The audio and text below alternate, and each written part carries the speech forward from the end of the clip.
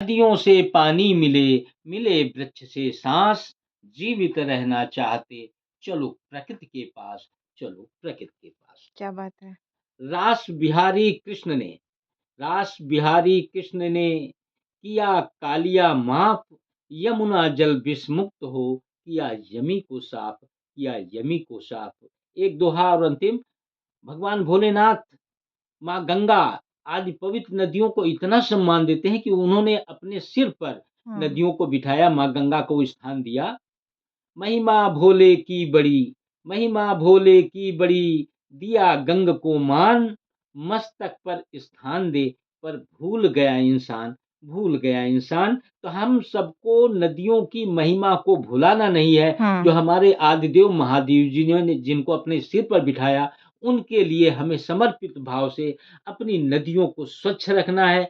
और एक काम हम सब मिल कर के कर सकते हैं हुँ, कि हम स्वच्छता नदी को साफ करने जाएँ या ना जाएँ, परंतु नदी में कोई कूड़ा-करकट इत्यादि चीज़ ना ना डालें, डालें। यही हुँ, नदियों पर सबसे बड़ा उपकार होगा। जी, क्या बात है! जलदूत नंदकिशोर वर्मा जी, बहुत ही अच्छी तरीके से आपने अपने नदी प्रेम को, पर्यावरण के प्रति प्रेम को बताया। और आपका वो दोहा तो मुझे याद भी हो गया है जिसमें आपने कहा कि बिन पानी जीवन नहीं, न बिन नदियाँ उद्धार। मैंने सही जी, बोला ना? जी, तो वाक़ई में बिना नदियों के उद्धार संभव नहीं है और पर्यावरण के प्रति जो एक प्रेम है, जो ज़िम्मेदारी है, वो हम सभी को निभाने की अब ज़रूरत आन पड़ी है क्योंकि कहीं न कहीं देखा जाए तो हमारी जो धरती माँ है, वो संकट की स्थिति में आ रही है।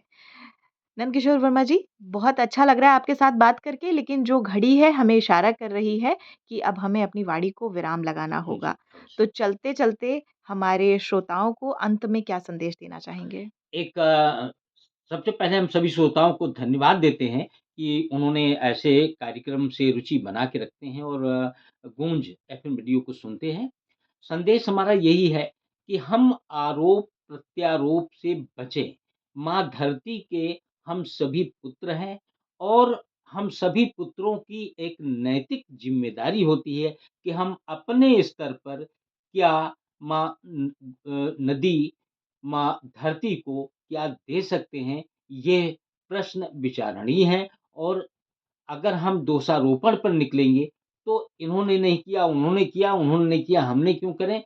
तो दोषारोपण से निकलिए और हम अपनी नैतिक ज़िम्मेदारी निभा करके माँ धरती की सेवा में अपना समय, धन या जैसे भी आप समर्पित भाव हुँ। से कुछ कर सकते हैं, तो अपनी नदियों के लिए करें। बहुत-बहुत धन्यवाद।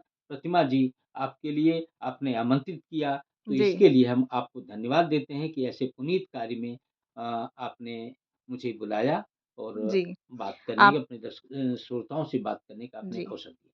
धन्यवाद।